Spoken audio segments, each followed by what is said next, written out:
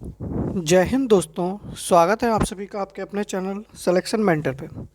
देखिएगा, आप लोगों के लिए हिंदी का प्रैक्टिस सेट है और 20 प्रश्न हैं। ठीक है, 20 प्रश्न हैं। आप लोग देखते हैं कितने 20 में से कितने प्रश्न सही कर सकते हैं। ईमानदारी से आंसर करिएगा और जब वीडियो ख़त्म हो जाए उसके बाद बताइएगा कितने प्रश्न कर लेते हैं। अगर आप इसमें से 17 प्रश्न भी कर ले रहे हैं, इवन 16 प्रश्न भी कर कर पाएंगे अगर सही, तो आप ये मान के चलिएगा कि अगर इससे ज़्यादा लेवल का पेपर आपका वहाँ नहीं पूछा जाना है जीडी में। अगर आपने यहाँ 16 कर दिए ना, तो आप वहाँ आराम से 19 प्रश्न कर लेंगे। मैं इस बात की गारंटी ले रहा हूँ, आप वहाँ 19 प्रश्न कर लेंगे बहुत आराम से। ठीक है, बाकी देखिए, इस समय आपको जो भी पढ़ाया जा रहा है 7 बजे आप लोगों के लिए जीएस का प्रैक्टिस सेट है, तो ये भी आप लोगों के लिए बहुत इंपॉर्टेंट है। आप ये मत समझिएगा कि अभी चैनल छोटा है तो आप लोगों के लिए हम लोग ज़्यादा मेहनत कर सकते हैं आप लोगों के लिए। ठीक है, तो थोड़ा सा आप लोग सपोर्ट करिएगा, चैनल को शेयर वगैरह करिएगा, आप लोग सब्सक्राइब करिएगा, तो थोड़ा हम लोगों को भी मोटिवेशन मिले। अगर आप लोग चैनल को ज़्यादा से ज़्यादा शेयर करेंगे तो हमको मोटिवेशन मिलेगा, हमारी वीडियो को ज़्यादा चलेगी, थोड़ा अच्छा लगता है कि हाँ अब थोड़ा और अच्छा कंटेंट बनाने की कोशिश करते हैं। लेकिन आप लोग जो हैं, इस समय थोड़ा सर्दी भी है, तो इस वजह से अब सर्दी है, आराम से रजाई में बैठ के अच्छे से पढ़ सकते हो। समय आप लोगों के पास बहुत कम है भाई। जीडी का पेपर 10 जनवरी से शुरू होने वाला है, तो समय कहाँ है आपके पास। अगर आप सर्दी मनाएंगे तो फिर सर्दी मनाते रह जाएंगे, ज़िंदगी भर रजाई में ही से बैठोगे। फिर छोड़ दो आप लोग कश्मीर के सपने। ठीक है, अगर कश्मीर के सेब के सपने सोच रहे हो कि हिमाचल प्रदेश में ड्यूटी लगेगी, कश्मीर में ड्यूटी लगेगी, ऐसे नहीं नहीं लग पाएगी ना भैया। ठीक है, तो चलिए फिर हम लोग शुरू करते हैं अपना प्रैक्टिस सेट। बताइएगा कितने प्रश्न सही हो रहे हैं, कैसा लेवल लेवल वगैरह आप लोग बताइएगा।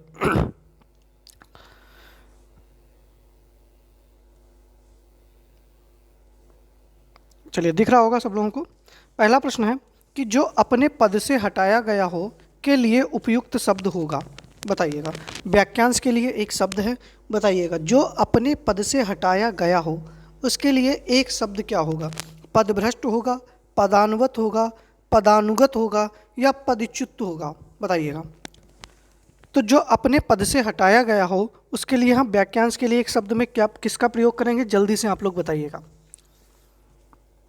तो देखिएगा, पदभ्रष्ट नहीं होगा। पदभ्रष्ट का मतलब क्या होगा, जो अपने पद से भ्रष्ट हो।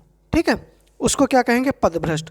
पदानुगत नहीं कहेंगे, जो अपने पद से जिसका डिमोशन हो गया हो, मतलब हटाया ना गया हो। मान लिया उसका पद जो है, आज वो दरोगा था, ठीक है, और उसने कोई गलती की तो पता लगा उसको क्या बना दिया गया, कांस्टेबल बना दिया गया। ठीक है, ये तो क्या हो जाएगा, पदानुगत। पदानुगत तो होगा नहीं, क्या हो जाएगा, पदच्युत। मतलब पद से, देखो, पद धन अच्युत, यही तो होगा इसका संधि विच्छेद, अच्युत। ठीक है, अच्युत का मतलब क्या होता है, हटाना। तो पद से हटाना क्या हो जाएगा, पदच्युत हो जाएगा। डी ऑप्शन आप लोगों का बिल्कुल सही हो जाएगा। ठीक है, अब बताइएगा कितने लोगों का सही हुआ है, जरा हैंड रेज करके बताइएगा कितने लोगों का पहला प्रश्न सही हुआ है। दूसरा प्रश्न है कि वह कन्या जिसका जिसके विवाह करने का वचन दिया गया हो। बताइएगा, वाग्दत्ता, परकिया, आगत पतिका या सदभा। बताइएगा, सही आंसर आप लोगों का क्या हो जाएगा। वह कन्या जिसके विवाह करने का वचन दिया गया हो उसको क्या कहेंगे, जल्दी से बताइएगा। तो देखिएगा, उसको क्या कहते हैं हम लोग, वाग्दत्ता कहते हैं। क्या कहते हैं, वाग्दत्ता कहते हैं। ए ऑप्शन सही हो जाएगा। ठीक है, क्या सही हो जाएगा, ए ऑप्शन आप लोगों का सही हो जाएगा। अच्छा, परकिया किसको कहते हैं। देखो, चार के चारों ऑप्शन आप लोगों के लिए महत्वपूर्ण है। तो परकिया किसको कहते हैं, पर पुरुष से प्रेम करने वाली स्त्री। पर पुरुष से प्रेम करने वाली स्त्री। ठीक है, पर पुरुष से प्रेम करने वाली स्त्री को क्या कहेंगे, परकिया कहेंगे। अच्छा, आगत पतिका किसको कहते हैं, बताइएगा। आगत पतिका किसको कहते हैं, वह स्त्री जिसका पति परदेश से लौटा हो। ठीक है, परदेश जाके परदेसिया, हाँ? गाना सुने हो, पति परदेश से लौटा हो। अच्छा, सदबा क्या होता है, बताइएगा। एक होता है साध्वी और एक होता है सदबा। तो सदबा क्या होता है, जो पति और पत्नी युक्त जोड़ा होता है उसको दंपति भी कहते हैं। ठीक है, पति युक्ता स्त्री, ऐसे समझिएगा। जो पति युक्ता स्त्री होती है उसको क्या कहा जाता है? सधवा कहा जाता है। ठीक है, मतलब जिस पति का जो मतलब स्त्री जो होती है उसका अगर पति उसके साथ है मतलब जीवित है तो उसको सधवा कहा जाएगा। बाकी इस प्रश्न का सही आंसर ए हो जाएगा। ठीक है, चलिए समझ में आ रहा है नहीं आ रहा है बताइएगा आप लोग। तीसरा प्रश्न है कि निम्न में से कौन सा द्विगु समास का उदाहरण नहीं है? अब आप लोगों में से बहुत से लोग कह सकते हैं कि ये सिलेबस का हिस्सा नहीं है, लेकिन भैया अगर एक दो प्रश्न आप लोग ऐसे पढ़ लेंगे अगर आ गया, ठीक है, तो ऐसा तो है नहीं कि आप लोग फिर वहाँ छोड़ के आएँ, तो इसलिए कुछ चीज़ें भी आप लोग पढ़ लीजिएगा। तो निम्न में से कौन सा द्विगु समास का उदाहरण है? तो भैया द्विगु समास का उदाहरण कौन सा हो जाएगा? तो द्विगु समास क्या होता है? जिसका पहला पद क्या हो? संख्यावाची हो। भैया पद क्या हो? संख्यावाची हो। तो संख्यावाची कौन सा हो जाएगा? सप्ताह। सी ऑप्शन सही हो जाएगा। सप्ताह मतलब 7 दिन। क्या हो जाएगा? 7 दिन। तो पहला पद क्या हो गया? संख्यावाची। तो कौन सा समास हो गया? द्विगु। भरपेट में कौन सा हो जाएगा? अव्ययी भाव, क्योंकि भर भर क्या है आपका? एक उपसर्ग है। सूर्योदय में कौन सा समास हो जाएगा बताइएगा? सूर्योदय में कौन सा समास हो जाएगा? निशाचर में कौन सा हो जाएगा? तो बहुब्रीहि हो जाएगा। कौन सा हो जाएगा? बहुब्रीहि हो जाएगा। ठीक है, बाकी सूर्योदय में आप लोग बताइएगा। चौथा प्रश्न है कि चेतन का विलोम क्या होगा? अवमूल्यन, जड़, स्तुति या खगोल?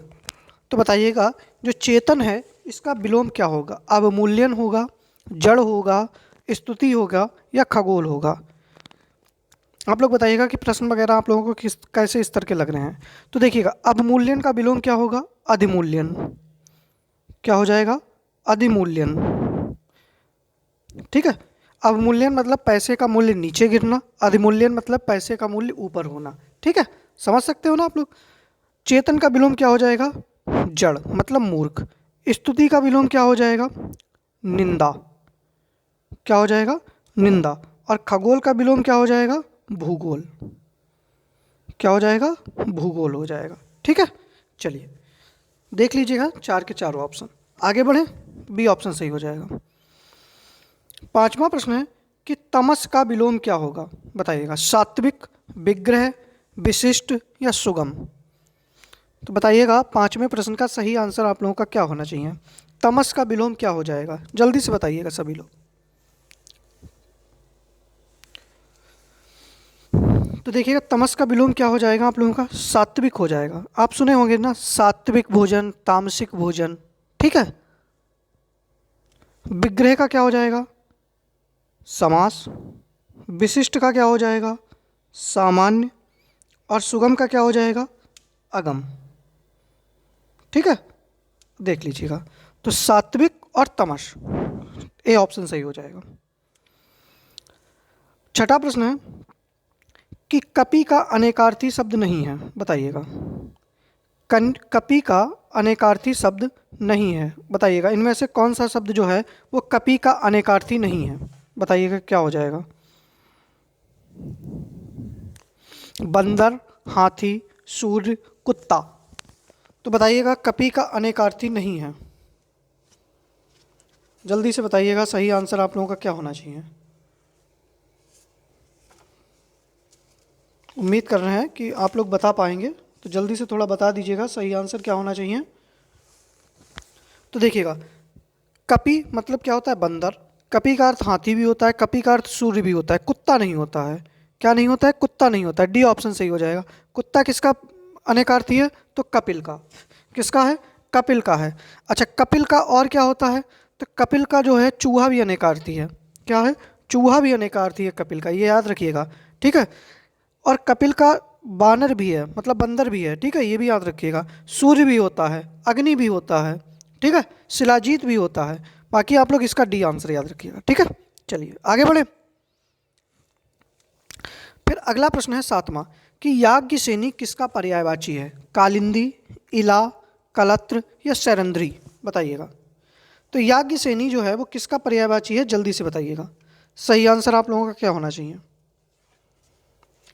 मज़ा आ रहा है नहीं आ रहा है बताइएगा। मज़ा आ रहा है नहीं आ रहा है? प्रश्न वगैरह कैसे लग रहे हैं? देखिएगा याज्ञसेनी किसका पर्यायवाची हो जाएगा? देखिएगा कालिंदी किसका पर्यायवाची है? तो कालिंदी है यमुना का पर्यायवाची। किसका है? यमुना का पर्यायवाची क्या है? तो कालिंदी है। ठीक है। अच्छा, और इसको क्या कहते हैं? तो इसको कृष्णा भी कहते हैं। किसको? यमुना को। अर्कजा भी कहते हैं। ठीक है। इला किसका पर्यायवाची है? तो सरस्वती का। किसका है? सरस्वती का। इनको बीणा पाणी भी कहते हैं, इनको बागीश भी कहते हैं। किसको? सरस्वती को। कलत्र किसका पर्यायवाची है? तो दुनिया की सबसे खतरनाक चीज का पर्यायवाची है, पत्नी। ठीक है। और क्या कहते हैं? भार्या। ठीक है। और क्या कहते हैं? दारा। ठीक है। और क्या कहते हैं? वामिनी। और सैरंध्री किसका पर्यायवाची है? तो याज्ञसेनी का। अच्छा, याज्ञसेनी का अर्थ क्या हुआ? तो द्रौपदी। क्या हो गया? द्रौपदी। ठीक है, याद रखिएगा आप लोग। द्रौपदी को और क्या कहते हैं? पांचाली भी कहते हैं। चलिए आगे बढ़ते हैं अगले प्रश्न के ऊपर। डी ऑप्शन सही हो जाएगा। ठीक है, चलिए 8वां प्रश्न है कि शेर का पर्यायवाची नहीं है, बताइएगा। शार्दुल, चित्रक, बारण या केहरी। तो बताइएगा शेर का पर्यायवाची कौन सा नहीं है। देखिएगा मजा आ रहा है नहीं आ रहा है। अब आप लोग बताइएगा, इनमें से आप 16-17 प्रश्न अगर आपने सही कर लिए ना, तो वहाँ 20 में से 19 प्रश्न तो करने की क्षमता रखते हैं भैया। और ऐसा प्रैक्टिस सेट आप पूरे यूट्यूब पे ढूंढे ना, एक साथ इतने अच्छे लेवल के क्वेश्चन आपको कोई मिला के नहीं दे पाएगा। ठीक है, क्योंकि इनके लिए पढ़ना पड़ता है, ढूंढने पड़ते हैं क्वेश्चन रोज के रोज। तो शेर का पर्यायवाची कौन सा नहीं है? तो शेर का पर्यायवाची शार्दुल भी होता है, चित्रक भी होता है, केहर भी होता है, केसरी भी होता है। ठीक है, बारण नहीं होता। ठीक है, बारण किसका पर्यायवाची है? तो हाथी का। किसका है? हाथी का। हाथी को और क्या कहते हैं? तो कुंजर भी कहते हैं। क्या कहते हैं? हाथी को कुंजर भी कहते हैं। ठीक है, हस्ती भी कहते हैं, ये भी याद रखना। गजेंद्र भी कहते हैं। ठीक है, चलिए तो सी ऑप्शन आप लोगों का बिल्कुल सही हो जाएगा। आगे बढ़ते हैं अगले प्रश्न के ऊपर। चलिए अगली एक लोकोक्ति है, पगड़ी रख घी चख। लोकोक्ति का अर्थ बताइएगा। मान सम्मान से ही जीवन का आनंद है, पढ़ लिख कर भी अनुभवहीन, बदनामी से बुरा नेक नामी, निर्लज्ज होकर कुछ पाना। तो बताइएगा 9वें प्रश्न का सही आंसर आप लोगों का क्या होना चाहिए? जल्दी से बताइएगा, जल्दी से बताइएगा कि पगड़ी रख घी चख लोकोक्ति का अर्थ बताइएगा। दिख रहा होगा। तो पगड़ी रख मतलब अपना सम्मान गिरा के।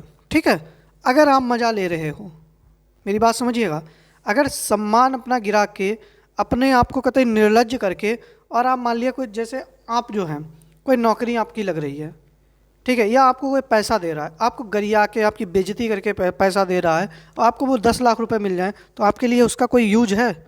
नहीं है। ठीक है, तो वही है कि निर्लज्ज होकर कुछ पाना। ठीक है, तो पगड़ी रख घी चख का अर्थ क्या हो जाएगा? निर्लज्ज होकर कुछ पाना। ठीक है, तो डी ऑप्शन सही हो जाएगा। चलिए आगे बढ़ते हैं अगले प्रश्न के ऊपर। उम्मीद कर रहे हैं एक एक प्रश्न आप लोगों के लिए समझ में आ रहा होगा। अगला प्रश्न है कि सब्ज बाग दिखाना, मुहावरे का अर्थ बताइएगा। प्रलोभन देना, उपद्रव करना, बाग में घूमने जाना, या साग सब्जी पैदा करना। बताइएगा तो सब्ज बाग दिखाना का अर्थ क्या हो जाएगा? सही आंसर क्या हो जाएगा आप लोगों का? जल्दी से बताइएगा। सब्ज बाग दिखाना, प्रलोभन देना, उपद्रव करना, बाग में घूमने जाना, या फिर साग सब्जी पैदा करना। जैसे मैं आपको समझाऊं, जब रात में आप लोग फ़ोन पे बात करते हैं ना अपने बाबू से, ठीक है, और सोना से, तो आप उनको क्या दिखाते हो? सब्ज बाग दिखाते हो कि हमारी एसएससी जीडी में नौकरी लग गई है। ठीक है, और हम जो हैं वो क्या कर रहे हैं? आराम से तुम्हारे लिए एक जोड़ा लेके आ रहे हैं। मतलब क्या करते हो? आप उनको प्रलोभन देते हो। ठीक है, तो सही आंसर क्या हो जाएगा? ए ऑप्शन आप लोगों का सही हो जाएगा। ठीक है, चलिए आया समझ में? नहीं आया? चलिए आगे बढ़ते हैं। अगला प्रश्न है कि शुद्ध वर्तनी का चयन कीजिए। औद्योगिकीकरण, औद्योगिकरण, औद्योगिकीकरण या औद्योगिकरण। तो बताइएगा 11वें प्रश्न को सही से पढ़िएगा, एक एक लाइन, एक एक अक्षर, ठीक है, एक एक मात्रा ध्यान से रखिएगा, फिर बताइएगा कि शुद्ध वर्तनी इनमें से कौन सी हो जाएगी आपके लिए। जल्दी से बताइएगा। तो देखिएगा औद्योगिकरण तो होता ही नहीं है। ठीक है, ये भी गलत है क्योंकि कतई कोई औचित्य नहीं है। औद्योगिकीकरण ये 2 बार कहा गया तो ये भी गलत है। सही क्या हो जाएगा? औद्योगिकरण होता है। क्या होता है? औद्योगिकरण होता है। तो डी ऑप्शन आप लोगों का बिल्कुल सही हो जाएगा। ठीक है, चलिए 12वें प्रश्न पे पढ़ते हैं। अशुद्ध वर्तनी का चयन करना है। तदुपरांत पूजनीय, कवयित्री या अंत्याक्षरी। तो बताइएगा अशुद्ध वर्तनी कौन सी है। पीछे मैंने क्या पूछा था, शुद्ध पूछा था, इसमें मैंने पूछा है अशुद्ध वर्तनी, बताइएगा। ठीक है, या यहाँ पर ऐसे प्रश्न बन सकता था कि शुद्ध वर्तनी नहीं है, तो ये नहीं वाला पॉइंट है ना, इसको ज़्यादा से ध्यान रखना। ठीक है, अगर किसी में नहीं पूछ रहा है तो उसको ज़्यादा से ध्यान रखना, वरना गड़बड़ हो जाएगा। फिर जो है ना, तुम सब जवाब नहीं दिखा पाओगे, फिर तुम्हारी लंका लगनी है बेटा। फिर बाद में वो तुमको दिखाएगी सब जवाब, पनीर में बुलाएगी अपने, फिर तुम गाना गाना वहाँ बैठ के, दूल्हे का सहरा सुहाना लगता है। तो अशुद्ध वर्तनी का चयन कीजिए, क्या हो जाएगा। तदुपरांत बिल्कुल सही है, पूजनीय भी होता है, कवित्री ऐसे ही लिखा जाता है, अंताक्षरी गलत लिखा है। अंताक्षरी कैसे लिखा जाता है, तो अंत्याक्षरी। ठीक है, ये इसका शुद्ध शब्द हो जाएगा। ठीक है, तो 12वें प्रश्न का डी आंसर सही है। 13वें प्रश्न पर पढ़ते हैं कि आज आकाश में छाए हैं क्या। रिक्त स्थान की पूर्ति करनी है। जलज छाए हैं, जलद छाए हैं, जलद छाए हैं या नीरज छाए हैं। तो बताइएगा सही आंसर आप लोगों का क्या हो जाएगा। अब आप कह देंगे कि आज आकाश में क्या छाए हैं, बादल। अब अगर आपको बादल का पर्यायवाची पता होगा तो आप बताएंगे, बताइएगा भैया बादल का पर्यायवाची क्या होता है, जल्दी से सही आंसर आप लोगों का आना चाहिए, किसी का गलत नहीं होना चाहिए महाराज लोगों। तो क्या हो जाएगा, जलद हो जाएगा। क्या हो जाएगा, जलद, क्योंकि जलज और नीरज किसका होता है बताइएगा, और जलद किसका होता है तो समुद्र का, और जलज किसका होता है कमल का। ठीक है, तो सी ऑप्शन सही हो जाएगा। फिर अगला प्रश्न है कि अंतर्राष्ट्रीय हिंदी कवि सम्मेलन का स्वयं में बड़ा है क्या। अब यहाँ पर एक रिक्त स्थान भरना है आप लोगों को, बताइएगा प्रयोजन, आरक्षण, संगठन या आयोजन। तो बताइएगा अंतर्राष्ट्रीय हिंदी कवि सम्मेलन का स्वयं में बड़ा काम है क्या, प्रयोजन करना, आरक्षण, संगठन या आयोजन। तो भैया अंतर्राष्ट्रीय हिंदी कवि सम्मेलन का आयोजन स्वयं में बहुत बड़ा काम है।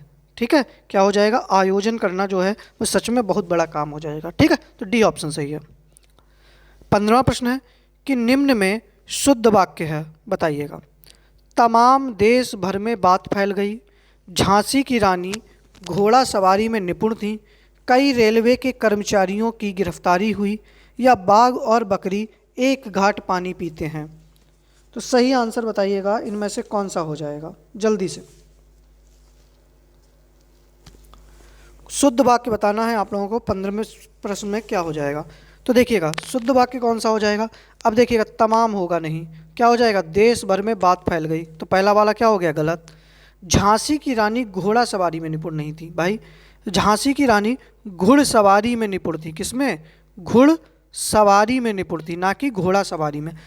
अब देखो कई रेलवे, अच्छा क्या कई रेलवे हैं भाई, कई रेलवे के कर्मचारियों की गिरफ्तारी हुई नहीं, रेलवे के कई कर्मचारियों की गिरफ्तारी हुई, यहाँ पर आएगा कई। ठीक है, कि रेलवे के अंदर कई कर्मचारियों की गिरफ्तारी हुई, तो ये भी गलत। बाघ और बकरी एक घाट पानी पीते हैं, ये बिल्कुल सही है, डी ऑप्शन आप लोगों का सही हो जाएगा। ठीक है, चलिए आगे बढ़ते हैं अगले प्रश्न के ऊपर। चलिए 16वां प्रश्न है कि निम्न में से कौन सा शब्द शुद्ध है, बताइएगा। शुद्ध शब्द बताना है, सीधा साधा, नर्क, संयोगवश या रमन। तो शुद्ध कौन सा हो जाएगा, जल्दी से बताइएगा। 16वें प्रश्न का सही आंसर क्या हो जाएगा, बताइए। अगर नहीं बताए ना तो इसमें जाओगे, याद रखो, बी ऑप्शन में जाओगे, ये याद रखो। अगर सही सही आंसर नहीं किए, मेहनत नहीं किए, वीडियो शेयर नहीं किए, तो आप लोग ये समझ लीजिएगा आपको यहीं जाना है। तो सही शब्द क्या हो जाएगा बताइएगा। तो देखिएगा सीधा साधा नहीं होता है, सीधा सादा होता है, तो पहला तो गलत हो गया। नरक नहीं होता है, नरक होता है। संयोग बस बिल्कुल आपका सही है, तो सही आंसर सी हो जाएगा। रमन नहीं होता है, रमण होता है। ठीक है, तो सही आंसर क्या हो जाएगा, सी आंसर। आगे बढ़ते हैं अगले प्रश्न के ऊपर, चलिएगा भाई। 17वां प्रश्न है कि दिए गए वाक्य में रेखांकित खंड को प्रतिस्थापित करने के लिए सबसे उपयुक्त विकल्प का चयन करें। तो भैया स्वामी दयानंद सरस्वती ने हिंदी के द्वारा, अब ये नीचे लाइन लिखी है ना हिंदी के द्वारा, इसकी जगह पर कोई नया शब्द आपको प्रतिस्थापित करना है, तो बताइएगा क्या हो जाएगा। हिंदी से, हिंदी द्वारा, हिंदी पर, हिंदी में। तो सही आंसर क्या हो जाएगा? हिंदी द्वारा। बी ऑप्शन सही हो जाएगा कि स्वामी दयानंद सरस्वती ने हिंदी द्वारा जनता को जगाया। ठीक है, चलिए 18वां प्रश्न है कि तुलसीदास ने अवधी भाषा में अनेकों ग्रंथ लिखे हैं, अशुद्ध पहचानना है। अब कौन सा वाक्य में कहाँ पर अशुद्धि है आप लोगों को बताना है, और शुद्ध अशुद्धि है तो क्या है और उसको शुद्ध कैसे करेंगे बताइएगा। तुलसीदास ने अवधी भाषा में या अनेकों, या पूरा वाक्य सही है बताइएगा। कहीं पर कोई गलती नहीं है तो डी ऑप्शन पे भी आप लोग जा सकते हैं। ठीक है, तो देखिएगा तुलसीदास ने अवधी भाषा में अनेकों ग्रंथ नहीं होगा, कैसा हो जाएगा? अनेक ग्रंथ लिखे हैं। व्याकरण संबंधी अशुद्धि है तो सही आंसर क्या हो जाएगा? डी, सॉरी सी ऑप्शन यहाँ पे होना चाहिए। जो सी ऑप्शन है यह गलत है। ठीक है, तो सी ऑप्शन आप लोगों का गलत हो जाएगा। अनेकों की जगह क्या आएगा? अनेक आएगा। ठीक है, चलिए 19वां प्रश्न है कि पशु चल रहे हैं, रेखांकित शब्द में संज्ञा बताइएगा।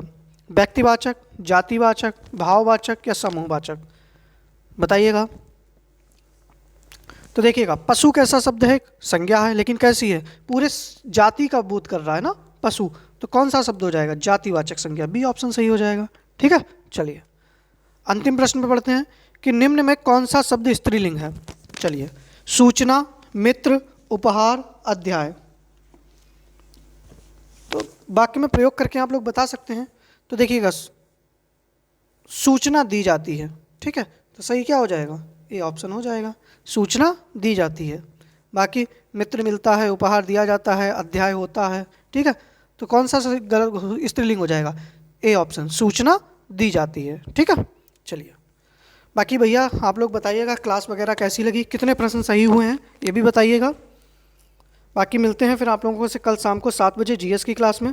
ठीक है, जीएस वाली क्लास भी आप लोगों के लिए महत्वपूर्ण है। हिंदी की अगर आप लोग जितने भी, अगर मैंने 15 प्रैक्टिस सेट करा दिए ना, और 15 के 15 भी कर लिए, आप 20 में से 20 लाने की क्षमता रखेंगे, याद रखिएगा। और इसी एग्ज़ाम में नहीं, जो सिलेबस में पढ़ा रहा हूँ, अगर यह सिलेबस जिस भी एग्ज़ाम में आएगा आपका आंसर गलत नहीं होगा, मैं पक्का बता रहा हूँ। ठीक है, तो बाकी भैया मेहनत करिए, सोना नहीं है वरना 10 बजे लुढ़क जाओ अभी। ठीक है, पढ़ो बैठ के, तभी फिर सेब खा पाओगे जाके वहाँ, वरना हमको नहीं पता, तुम्हारी बाबू सोना कहीं और जाएंगी। ठीक है, चलिए मिलते हैं कल शाम को 7 बजे। जय हिंद।